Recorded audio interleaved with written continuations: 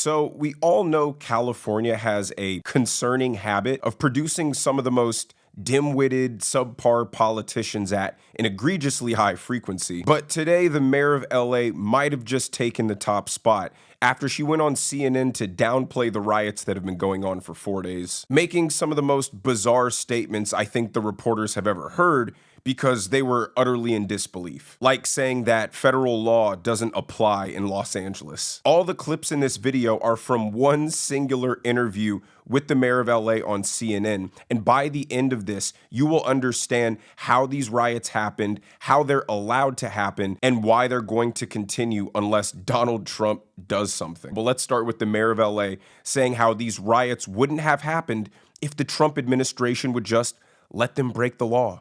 Well, I just have to say that if you dial back time and go to Friday, if immigration raids had not happened here, we would not have the disorder that went on last night. I will tell you that it is peaceful now, but we do not know where and when the next raids will be.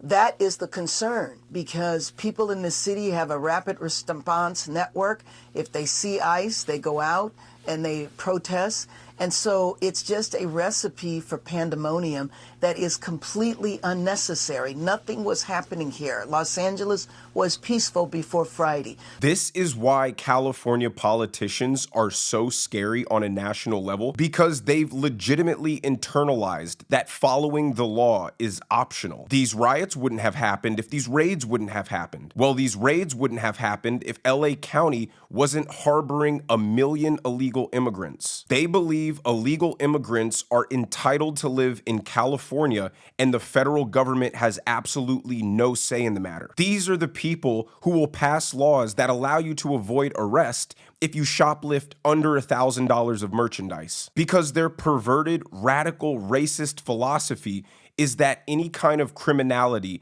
is a result of poverty. And because black people and brown people are the poorest demographic, any enforcement of rules and laws is therefore racist. But here she continues to express her extreme frustration and confusion as to why the federal government is enforcing the law. Governor Newsom has said that President Trump is, quote, putting fuel on the fire.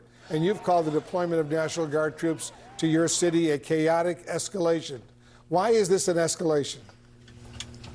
Well, again, it's an escalation that didn't have to happen. Why were there raids? You know, we had been told that he was going to go after violent criminals. It wasn't a drug den. It was a Home Depot. It was places where people are working.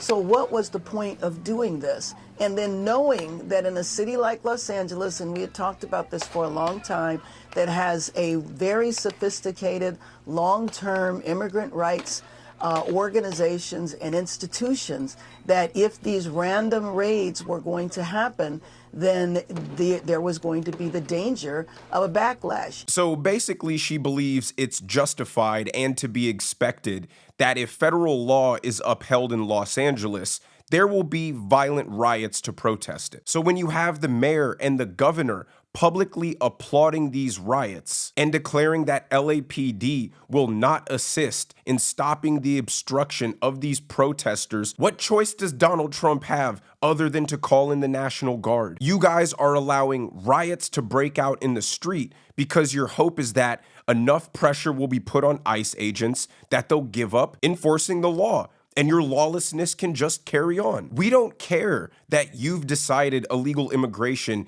isn't a problem and isn't worth being taken care of. Being an illegal immigrant in the United States is a federal crime. It's not a state crime. California can't just unilaterally decide that illegal immigration into America is fine. And these weird sanctuary city laws that don't allow law enforcement to cooperate with federal agents on immigration is just weird and unconstitutional. And even then, not assisting ICE agents with, say, immigrations is a lot different than letting a riot break out in the street, allowing people to get violent with federal agents and leaving them to defend themselves, hoping that they'll back off. Now, here she is saying one of the dumbest things on this interview. Given the point where it has escalated to, do you think the National Guard is needed now?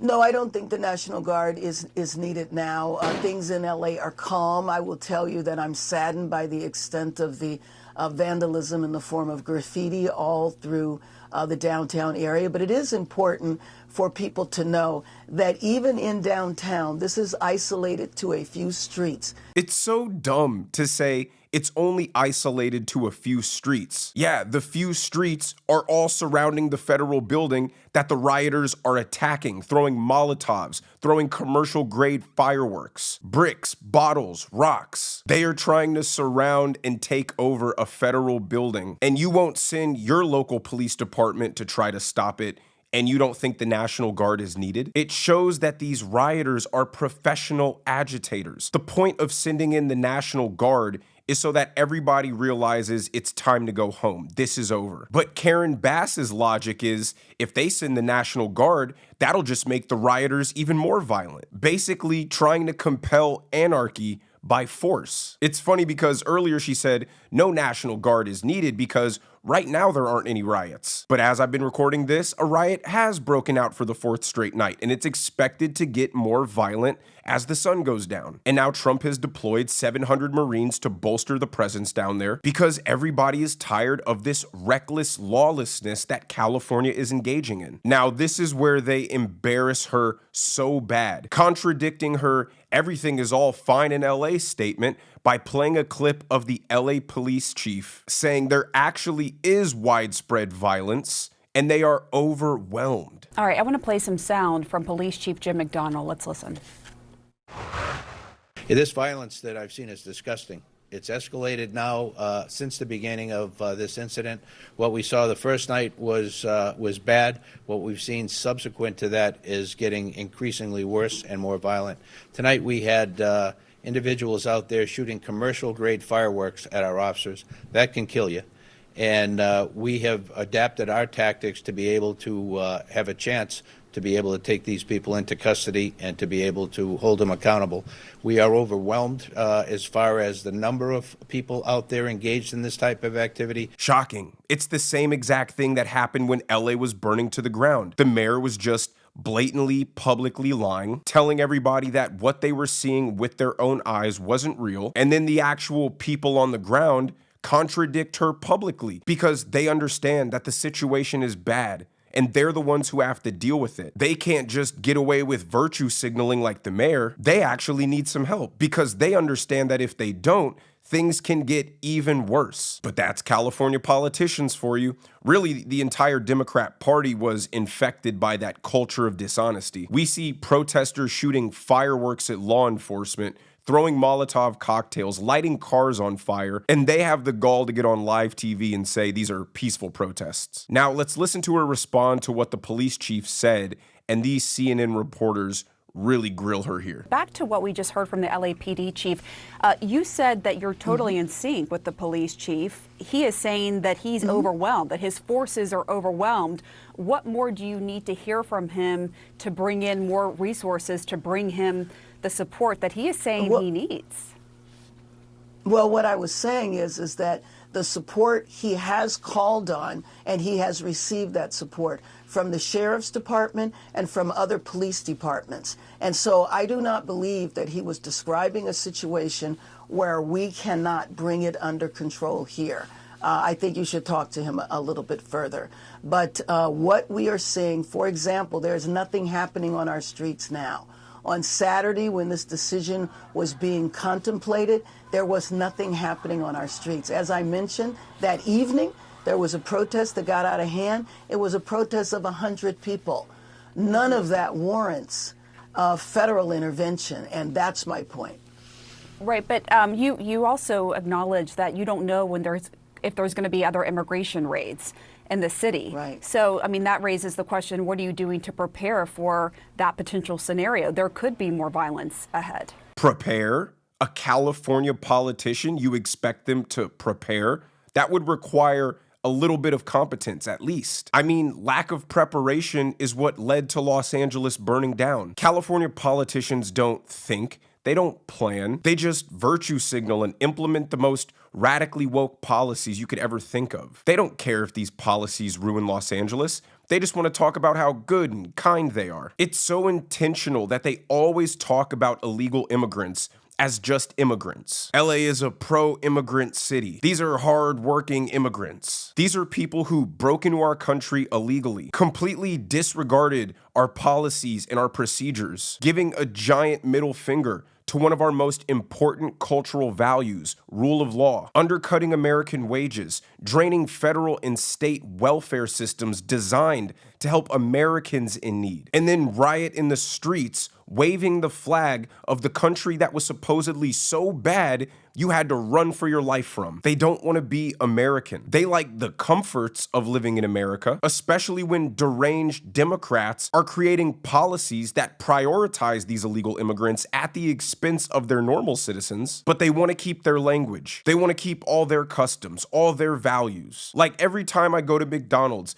the person handing me my food doesn't speak any English. Is it too much to ask for that when I go to a national food chain in the United States, I should expect them to be able to speak English? It's not like I'm going to some mom and pop Mexican restaurant. It's because Democrats hate Western culture. They hate America. They think we're evil imperialists. They subscribe that we stole this land from Mexico and they have a right to be here. They subscribe to the philosophy that all of the world's problems are because of America. Therefore, all the people who live in these poor countries, who are poor because of America, have a right to come here and drain our resources. Again, it's the racist worldview that they hold, that any person who is white or any culture that is white is bad, and all the black and brown ones are good, and they'd otherwise be rich and prosperous nations if it wasn't for America. So they have a right to illegally break into our country and live the life that they deserve. It's pure nonsense. But the last thing I'm going to show you is them hitting Mayor Karen Bass with the ultimate smackdown, showing her a poll that shows Americans are in favor of deporting illegal immigrants, and asking her if she's the one who's out of touch. I want to share the CBS poll. It shows 54% of Americans approve of the Trump administration's program to deport illegal immigrants. A minority, 46%, disapprove. Are Democrats out of touch on this issue? Well, I think if you did the polling in Los Angeles, I'm not sure it would be that way, considering we are a city of immigrants. And then people might approve that policy, but do people really approve the federal government coming in and seizing power from a state and from a city? So I drill down a little further on that poll, because I do not believe that Americans support the federal intervention in a city takeover or a state takeover. See, the Democrats are so out of touch because they can't for a second imagine that people think differently than them. No, not everyone thinks illegal immigration is fine and dandy. If they did, Donald Trump wouldn't have won. No, we don't care about the sob stories of hardship. Basically, 70% of the world has a sob story. And no, we're not upset at the methods in which Donald Trump is using to achieve this goal. Joe Biden treasonously let in 20 million illegal immigrants in a 4-year period, completely overwhelming the country. But we're supposed to conduct deportations in a way that appeases Democrats. They'll say, yeah, we support deporting the violent gang members and criminals, but these people overwhelmingly live in sanctuary cities because they know the law enforcement doesn't cooperate with ICE. So they're essentially allowing illegal, violent foreign nationals to walk the streets of America, and they don't believe the federal government is entitled to stopping that.